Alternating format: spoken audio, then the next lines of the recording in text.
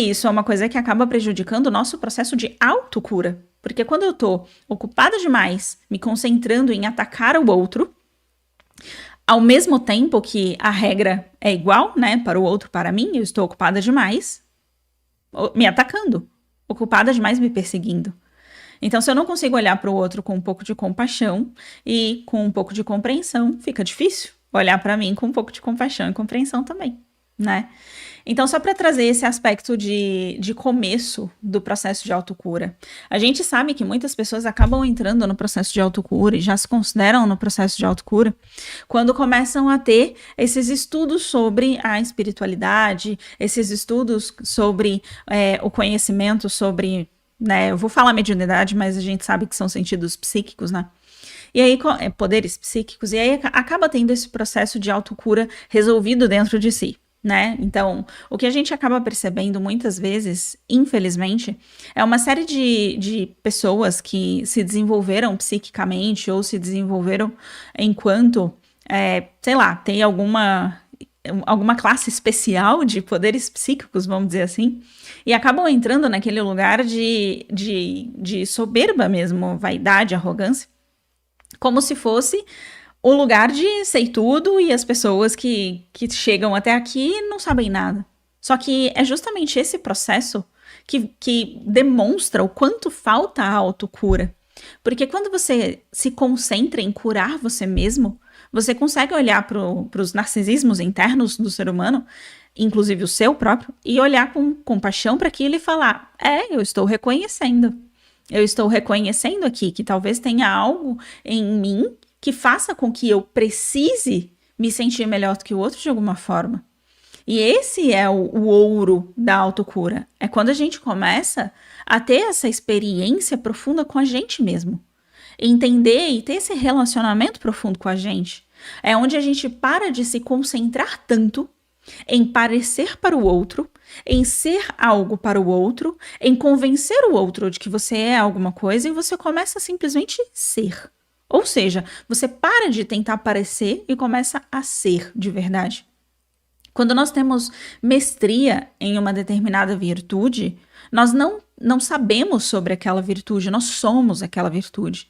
Então, quando você tem mestria na virtude da compaixão, você não sabe sobre compaixão somente, sabe também, mas não somente sabe sobre compaixão ou não somente você entende sobre o que é compaixão, você realmente é a compaixão.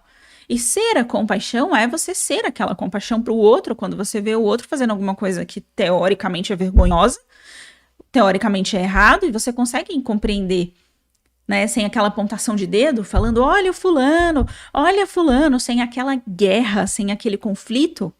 Se tem uma coisa que é muito evidente, né, na sociedade, quando a gente começa a perceber o ego falando, é quando você começa a perceber muito essa energia de guerra.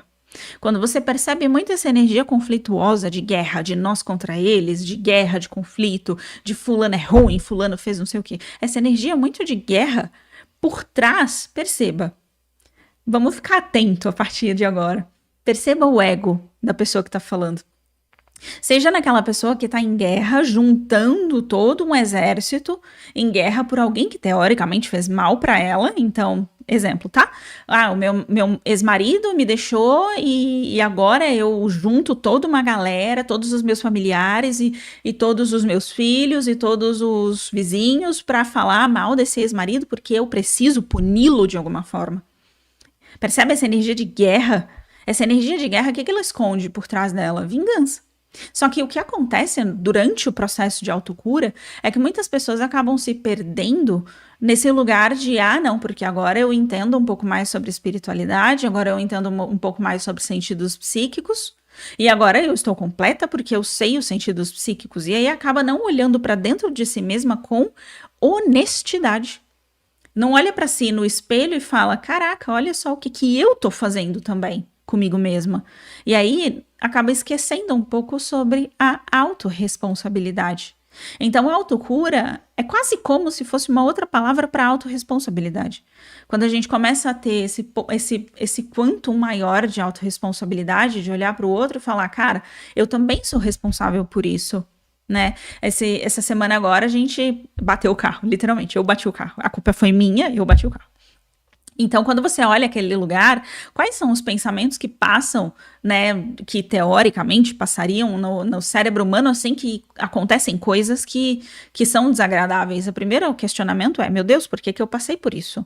Né? O que que foi que aconteceu? E aí você quer culpar o outro, e aí você quer culpar não sei o que lá, e aí você culpa a situação, e aí você começa a falar para Deus como que você permitiu. Não tô dizendo que eu fiz isso, tá? Só tô dizendo esses aspectos mais no sentido de quando acontecem coisas desagradáveis, qual que é a tendência que o ser humano tem? Ou ele vai pra guerra, ou ele vai pra vítima.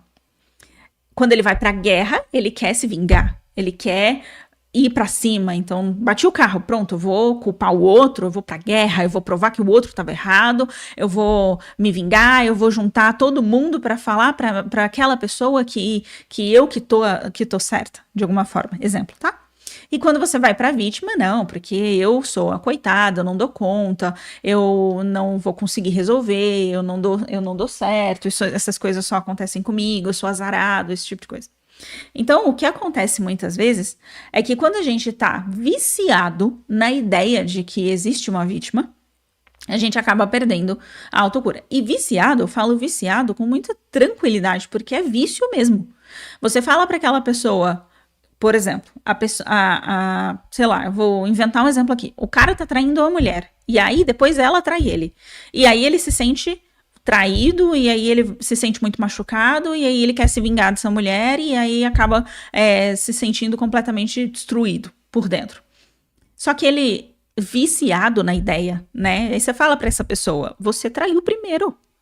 Aí ele fala, não, mas ela não podia, não justifica, ela não podia, isso não é justo, nananana. Inventa um monte de histórias. E inventa pra quem? Pra si mesmo. Porque não quer assumir responsabilidade. Enquanto a gente foge da responsabilidade, a gente foge da nossa evolução espiritual, a gente foge da nossa conexão com o eu superior, a gente foge da nossa autocura. Então, quando a gente está falando sobre autocura, o grande ouro, a chave do processo é você conseguir olhar para dentro de si mesmo e conseguir olhar com honestidade para dentro de si mesmo.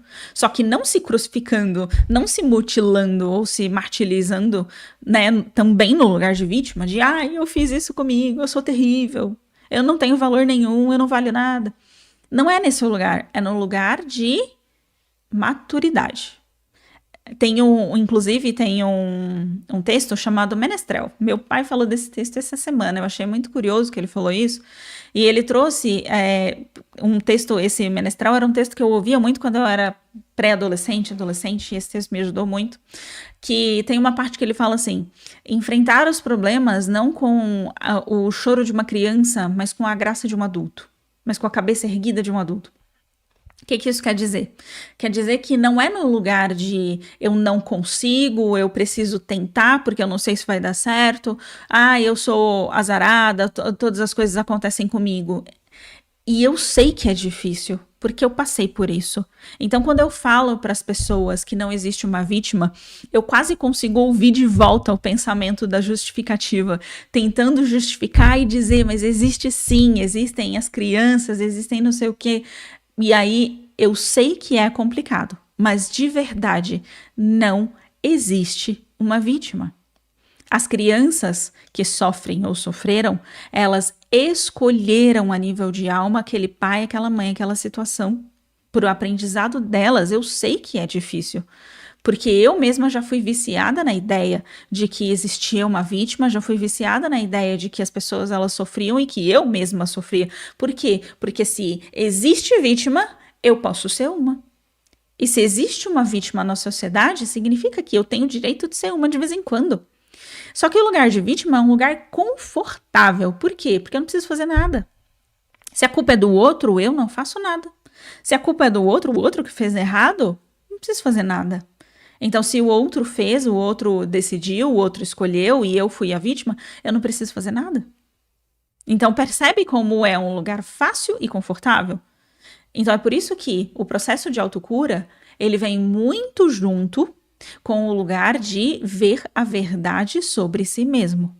E ver a verdade sobre si mesmo nada mais é do que você entender dentro de si mesmo o seu eu superior. Porque a sua conexão superior, e agora a gente vai para o que significa de fato o eu superior, né? O nosso eu superior é alguém externo? Não. O nosso eu superior é nós mesmos. Não existe um eu superior externo.